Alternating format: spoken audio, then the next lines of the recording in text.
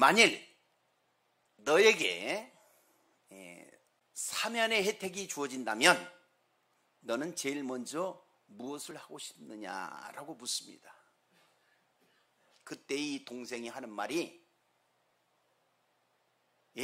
제가 사면을 받게 되면 제일 먼저 나를 사형 언도를 한 그 재판관을 찾아가서 칼로 찔러 죽이겠습니다. 그리고 나에게 이렇게 사형을 당하도록 증인선 여러 명이 있는데 그 증인들을 찾아가서 다 한 명도 없이 다 죽이겠습니다. 이렇게 얘기하는 거예요. 그러니까 형이 가만히 생각해 보니까 어떻게 해요?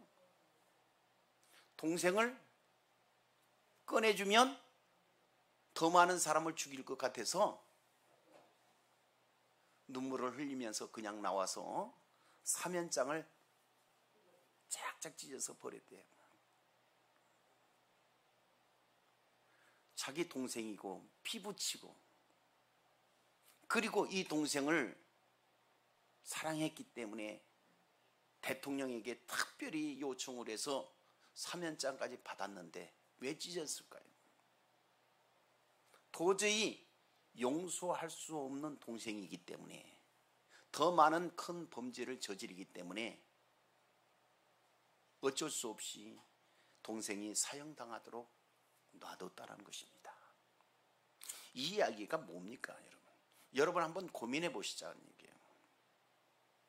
우리가 살아가면서 모두 다 죄인이라고 하지요. 크고 작은 죄. 인간은 다 죄인이라고 하는데, 다만 자신이 죄인인 줄 모르고 있는 죄인이 있고, 자신이 죄인이 아니라고 하는 그런 생각 속에 빠져 있는 죄인이 있고, 자기 죄를 알지만 그 책임을 남에게, 여러분 남에게 전가하는 사람들이 얼마나 많습니까? 나는 안 그러려고 했는데 저 사람이 또 저런 환경이 저것 때문에 이것 때문에, 그러면서 그 죄를 다른 것에 전가시켜버리는 죄인이 있더란 말이죠. 결론은 뭐예요? 용서받을 수 없는 사람들이라는 거예요. 동생이 나에게 사면을 해주신다면 정직하고 진실하게 살겠습니다. 남들을 돕고 협력하고 다시는 그런 잘못을 하지 않겠습니다 라면 얼마나 좋았겠어요. 그럼 용서받고 사면 시켰을 거 아닙니까? 그런데 오히려 더 악하게 더 많은 사람을 해하려고 하는 그런 죄인, 그 죄 문제 가지고 천국 갈 수 있을까요? 절대 천국 갈 수가 없다는 사실을 기억하시길 바랍니다. 그래서 자신의 죄를 발견하면 잘못을 고해야 되겠죠. 이게 바로 회개 아니겠습니까? 회개는 자기가 잘못된 길을 가다가 이것이 잘못된 길이구나 하면 돌이켜야 되잖아요. 그게 회개인 거예요. 그런데 잘못된 줄 알면서 더 잘못된 길로 빠져들어가는 것은 회개가 아닌 것이거든. 회개해야 용서를 받습니다. 할렐루야. 회개할 때 하나님은 미쁘시고 의로우사 모든 죄가를 도말시켜 주시고 없이 해주시고 가려워 주시고 없다라고 인정해 주신다는 거예요.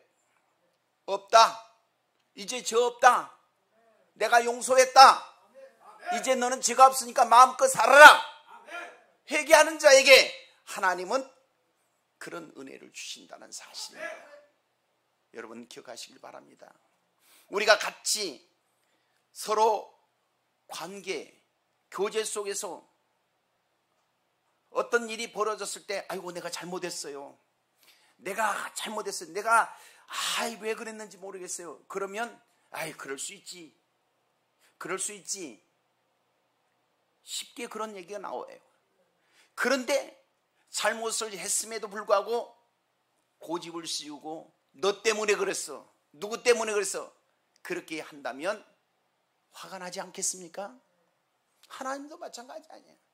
내가 하나님 잘못했습니다, 용서해 주세요, 하나님 정말 잘못했습니다, 용서해 주세요 할 때 하나님은 용서해 주시는 것이죠. 할렐루야. 믿으시길 바랍니다. 그래서 회개했으면 이제는 뭐예요? 사죄의 확신을 가져야 돼요. 용서를 받았다, 죄 문제를 용서를 받았다라는 확신을 가져야 돼요.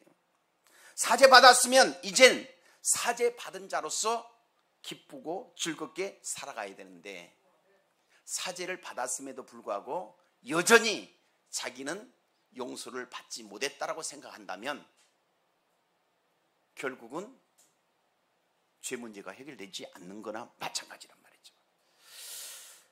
아무리 열심히 해도, 열심히 충성하고 헌신해도 누가 알아주지 않는다라고 보이려고 하는 보이기식 그런 헌신은 바른 헌신이 아닐 것입니다. 누가 알아주든 못 알아주든 내가 내 자신이 어떤 중심으로 어떤 마음으로 일을 하느냐에 따라서 사람들에게 인정받는 거 아니겠습니까? 야, 저 사람은 누가 보든 안 보든 저렇게 열심히 해. 사람들도 인정하는데 오직 하나님께서는 그걸 모르시겠냐 이거예요. 하나님 모르는 게 없으시잖아요. 우리의 모든 심령을 다 헤아리시잖아요. 머리털 숫자도 헤아리신 바 되시고 마음속 깊이도 아시는 하나님, 뼛속까지도 다 아시는 하나님이 모를 리가 없잖아요. 사람은 속일 수 있고 사람은 또한 그렇게 넘어갈 수 있지만 하나님은 절대로 속일 수 없고 하나님은 그렇게 넘어갈 수가 없어요. 그래서 하나님 앞에 용서를 구하고 죄사함을 받으셔서 구원받는 백성이 되어지길 주님의 이름으로 축원합니다. 그래서 우리는 죄와는 피 흘리기까지 싸워야 돼요. 죄와 싸우되 피 흘리기까지 싸워야 돼요. 생명 걸고 죄와는 싸워서 이겨야 된다는 사실을 기억하시길 바랍니다. 모든 죄는 주님이 다 해결해 주셨는데 그 사실을 아는 자만이 영생을 소유할 수 있다는 사실입니다. 군대 안 갔다 오신 분도 있겠지만 여기 군대 갔다 오신 분들이 많을 거라 생각합니다. 병과들이 있잖아요. 특히 군대에는 뭐 육군, 해군, 공군도 있겠지만 또 육군 안에도 뭐 여러 가지 포병도 있고 다 그런 병과들이 있지 않습니까? 그 중에 이제 집을 짓거나 다리를 놓거나 어떤 물건을 하는 공병이 있잖아요. 공병이 있죠. 이제 공병들이 어느 대대에 이제 중대에 막사를 짓는다라고 지는데 이제 서로 이제 경쟁을 하게 되는 거죠. 누가 더 멋지게, 누가 더 빨리 질 수 있느냐라고 하는데 이 공병 중에서도 또 이 마무리하는 이게 미장이라 그러죠. 미장이 뭐 또 페인트 칠하는 사람은 도장이라고 하고 말이죠. 이제 각 분야에 그런 사람들이 필요한데 오는 사람들 중에 이거를 가르쳐 가지고 하면 제대로 일이 안 되잖아요. 이 조적 쌓는 것, 이게 벽돌 쌓는 것도 이게 기술이잖아요. 저희들도 이제 뭐 교회를 여러 번 옮기다 보니까 때로는 화장실도 짓는다라고 해서 이렇게 하고 그러는데 이게 미장이 쉬운 게 아니더라고요. 이렇게 하면 쭉 떨어져 버리고 이렇게 하면 쭉 떨어져요. 또 뭐 그 시멘트 가루를 뿌려가지고 이렇게 해가지고 이렇게 하면 또 이렇게 가만히 있다가 뚝 떨어져 버려요. 이게 쉽지 않아요. 이게 기술이 있는 거예요. 나름대로 모든 것에는 기술이 있잖아요. 더구나 이게 이제 중대마다 이제 막사를 짓는데 거기에 인력들이 필요한데 그 중에 미장이가 필요한데 미장이가 없는 거예요. 이 중대. 그러던 차 김성수라는 그 일병이 배치돼 가지고 왔는데 너 뭐 하다 왔느냐 그랬더니 미장이야. 이야, 미장이가 필요한데 너무 잘 왔다라고 하면서 대대 아주 파티를 열었어요. 야, 진짜 우리가 필요한 사람이 왔다. 그래서 이제 짓기 시작합니다. 짓고 마무리하면서 이렇게 이제 하는데 얼마나 잘하는지요, 일을. 그런데 하루는 시름시름 앓으면서 기운이 하나도 없고 꼭 쓰러질 것 같다고 그러는 거예요. 그래서 야, 아직 다 마무리도 안 됐는데 네가 쓰러지면 어떡하냐. 너 병원에 입원할 자격이 없어. 이거 다 해놓고 병원에 입원해야지. 안 된다. 그러니까 이 김성수 일병이 자기가 그러고 싶어서 그런 게 아니잖아요. 몸이 축 가라앉고 일할 의욕이 안 나고 일이 하는데 능률도 안 오르니까 도대체 이거 어떻게 해야 되냐. 그래서 이 병장이 물었대요. 너 왜 그러니? 이유가 뭐야? 물었더니 예, 제가요 막걸리를 먹어야 되는데 초등학교 때부터 자기는 막걸리 먹었대요. 아버지가 술 사와라 그러면 술 사오면서 가다가 마시고 모자라면 물을 타고 이렇게 했던 이 김성수가 이 막걸리에 완전히 이제 항상 막걸리를 먹어야 되는 그런 상황까지 이른 거예요. 막걸리를 먹어야 공부도 잘하고 막걸리를 마셔야지 일도 잘하는 거예요. 그런데 이게 부대에서 막걸리를 먹으라고 합니까? 그래서 제가 막걸리 힘으로 일을 잘하는데 막걸리를 못 먹어서 지금 일을 못한다. 그러니까 이 병장이 그 얘기를 이제 중대장이 얘기한 거예요. 중대장님, 이 김성수가 일을 잘하잖아요. 그래. 그래서 지금 우리가 제일 빠르잖아. 그런데 도저히 이게 지금 진전이 안 되고 있어요. 왜?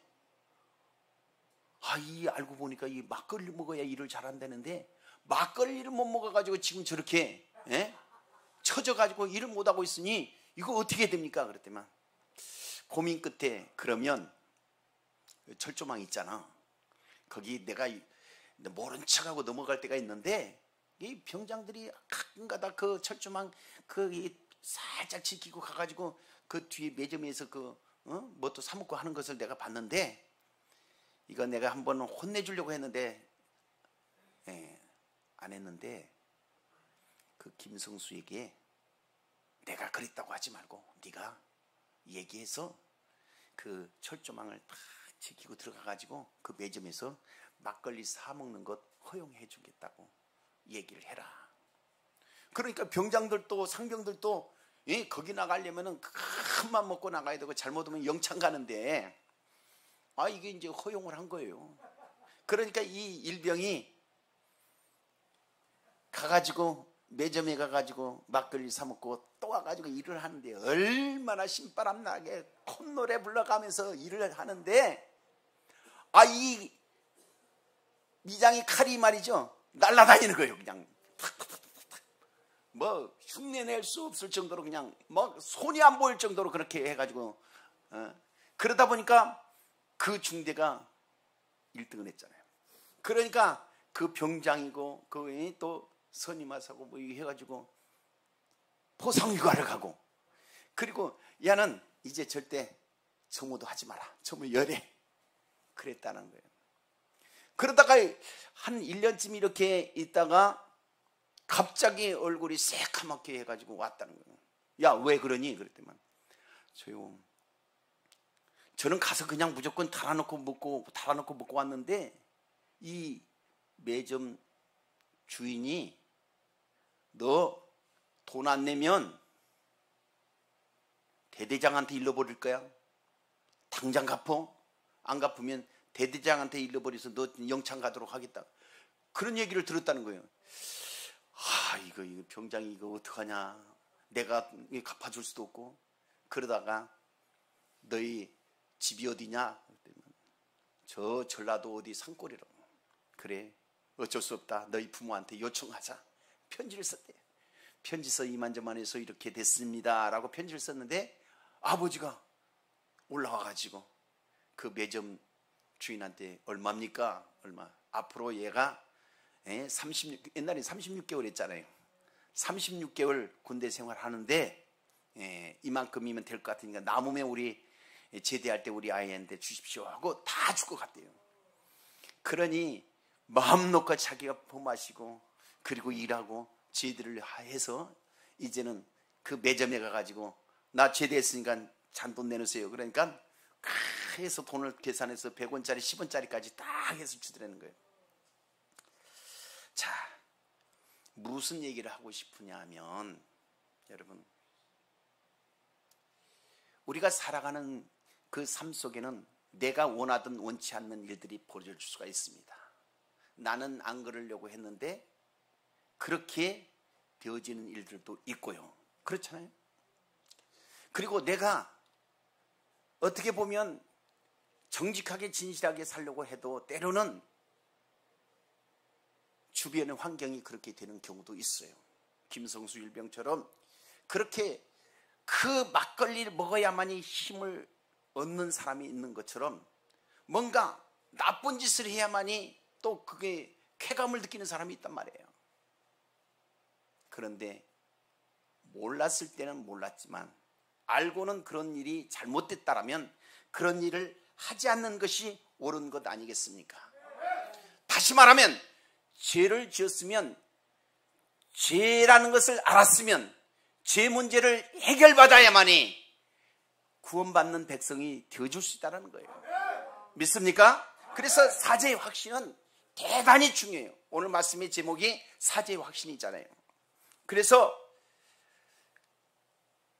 저는 오늘 이 저녁에 여러분이 모두 다 고백하셨으면 좋겠어요. 물고기는 물을 떠나서 살 수 없어요. 물 만난 고기라 그러잖아요. 물 속에 들어가서는 얼마나 빠르고 좋습니까? 그러나 물 밖에 나오면 힘을 쓰지 못해요. 파닥파닥 하다 죽어요.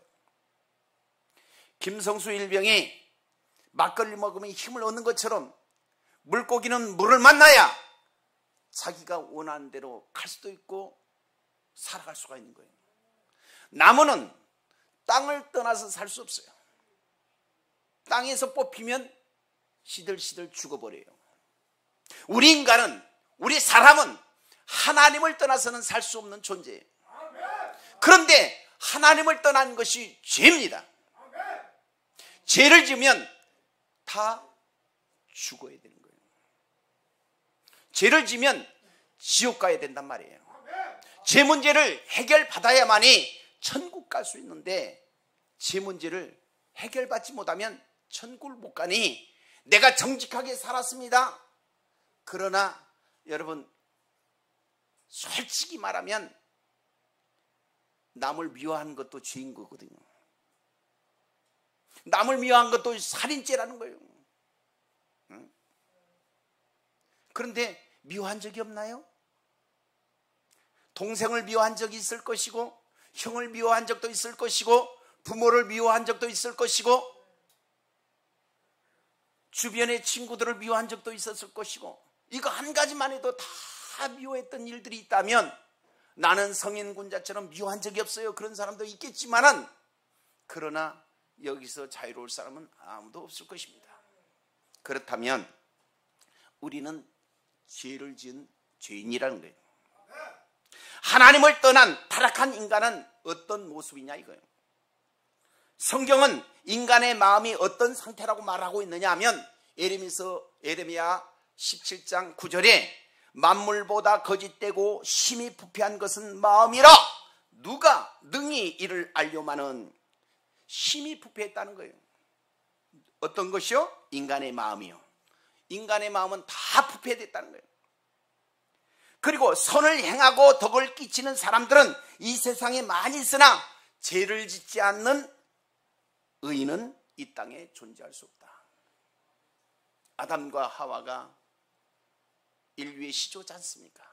인류의 시조가 죄를 지어서 그 아담과 하와를 통해서 인류가 번성했는데 번성한 모든 인류는 제 혈통을 타고 내려오는 거예요.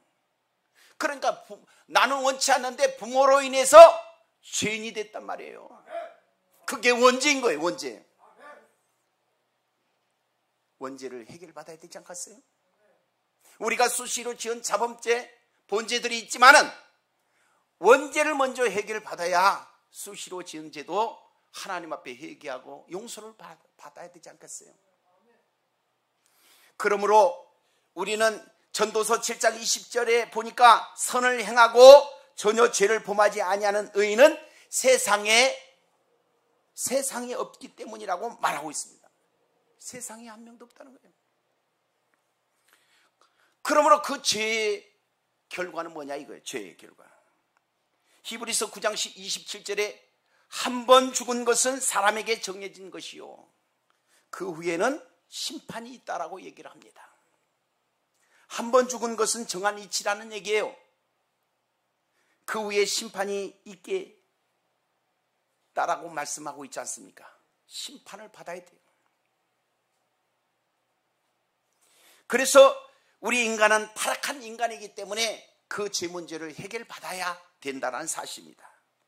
그러면 예수님이 이 땅에 오신 목적이 뭐냐?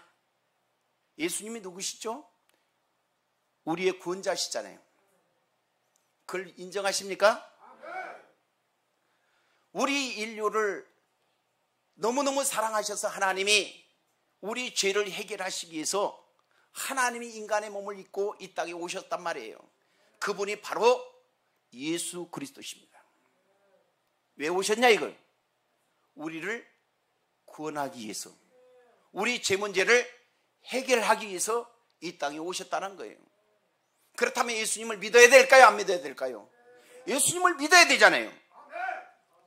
요한복음 1장 29절에 보니까 예수님을 어떤 식으로 묘사하고 있냐 하면 이튿날 요한이 예수께서 자기에게 나오신 것을 보고 이르되 보라 세상 죄를 지고 가는 하나님의 어린 양이로다. 아멘. 아멘. 예수님이 오신 것은 속죄제물이 되기 위해서 오셨다는 거예요. 속죄제물, 속죄양으로. 다시 말하면 하나님이 우리의 죄를 해결하기 위해서 죽으러 오셨다는 거. 죽으러. 우리가 죽어야 되는데 죄가 없으신 하나님, 올 인류는 죄가 있기 때문에 죄가 없는 분이 대신 죽어줘야 되는데 그분이 누구냐 이거? 세상을 만드시고 인간을 만드신 하나님, 죄가 없으신 하나님이 인간의 몸을 입고 이 땅에 오셔서 죽는 길밖에 없다는 거예요. 그래서 이 땅에 성육신하신, 도성인신하신 예수 그리스도, 그분이 우리의 죄를 해결하기 위해서 이 땅에 오셨다는 거예요. 그걸 믿으십니까? 요한일서 3장 5절에 그가 우리 죄를 없애려고 나타나신 것은 너희가 아니니 그에게는 죄가 없다. 죄가 있어요 없어요? 죄가 없으신 분이 우리의 죄를 해결할 수가 있는 것이지, 죄가 있는 사람이 죄를 졌는데 어떻게 해결할 수 있단 말입니까? 그래서 그분은 죄가 없다. 죄가 없으신 그분이 우리의 죄를 당담하시기 위해서 이 땅에 오셨어요. 뭐하러 오셨어요? 죽으러 오셨어요.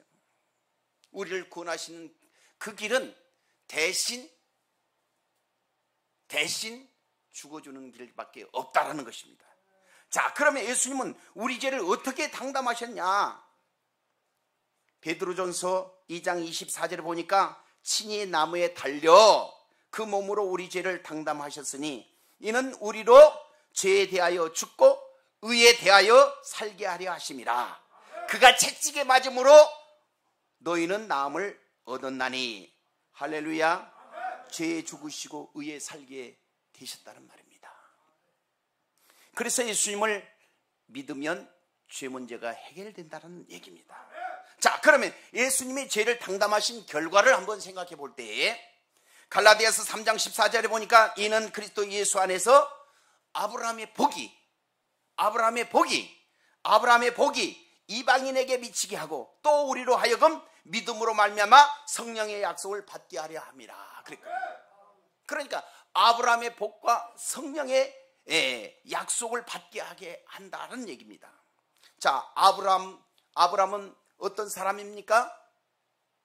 하나님께서 특별히 아브라함을 부르십니다. 너는 본토 친척 아비집을 떠나 내가 내게 지시할 땅으로 가라. 갈대아 우리에 있던 우상장사는 그곳에 살고 있던 아브라함에게 그곳을 떠나라는 거예요. 그러니까 아브라함이 갈 바를 알지 못하고 그 말씀에 순종하여 떠났다는 거예요. 그게 믿음이고 그게 순종이고 그게 복받는 사람이에요. 그래서 아브라함의 복이라는 거예요. 아브라함은 믿음의 조상이 되었습니다.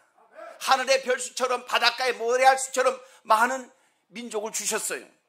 하나님이 약속하신 데도 되었어요. 그 아브라함의 복은 어떤 복이냐? 5가지입니다. 5가지. 첫째는 아브라함 자신에게 주신 복. 그러잖아요. 그는 하나님이 특별히 사랑하는 하나님의 자녀입니다. 그래서 개인으로 복을 받은 거예요. 아브라함 자신이 복을 받아서 믿음의 조상이 되었단 말이에요. 이름이 창대케 되어지는 놀라운 축복의 사람이 되었다라는 거예요. 그러니까 아브라함 개인적으로 볼 때는 엄청난 축복의 사람인 거예요. 그것뿐이겠습니까? 아브라함 때문에 그 가족이 복을 받았어요. 가는 곳곳마다 하나님이 놀라운 축복해 주신 거예요. 그러니까 아브라함의 복은 첫째는 개인의 복이요, 두 번째는 가족의 복이에요. 이 2가지만 복 받았으면 그렇게 말 안 합니다. 가문의 영광이죠. 가문의 영광이잖아요. 그러니까 아브라함은 개인의 복과 가족의 복과 가문의 복을 받았어요.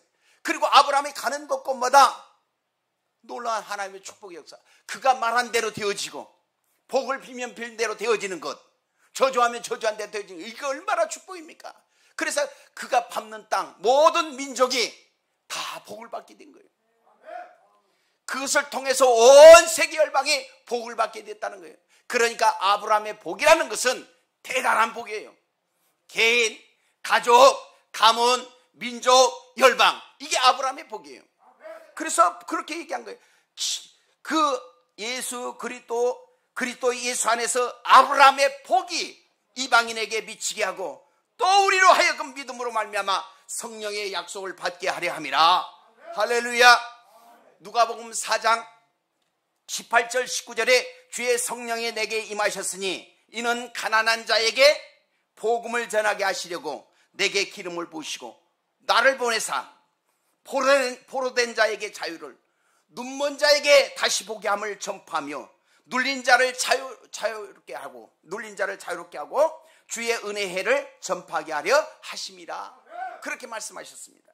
그러니까 주의 성령이 임하시면, 그러잖아요. 사도행전 1장 8절에도 오직 성령이 너에게 임하시면 너희가 권능을 받는다 그랬잖아요. 그러니까 아브라함의 복과 성령의 약속을 받게 되는 이 축복의 사람, 누구를 통해서요? 예수 그리스도를 통해서.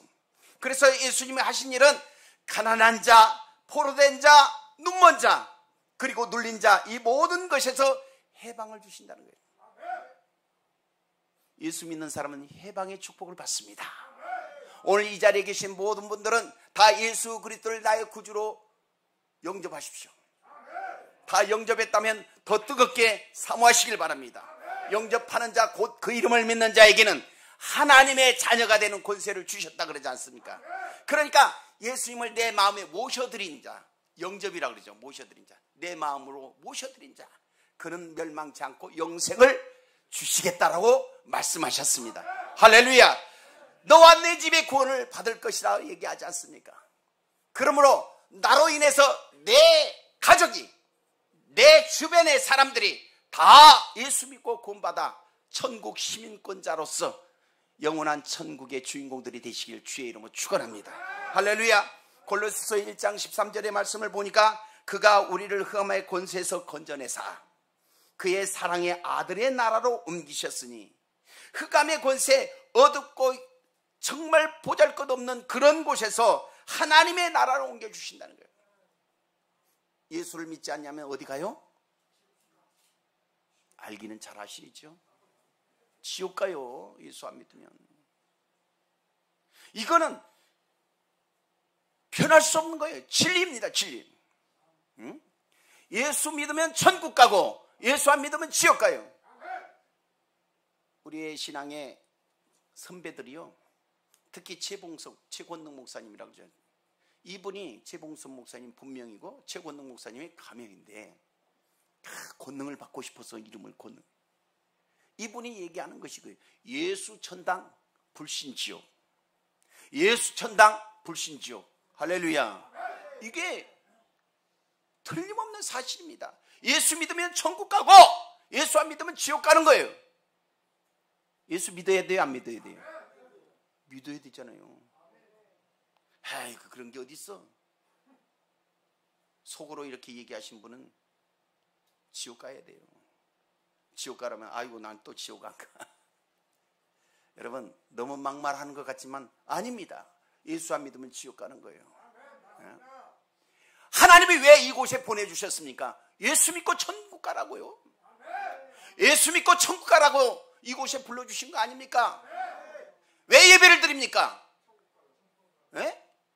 아니, 이 사실을 알기 위해서 예배 드린 거 아니겠어요?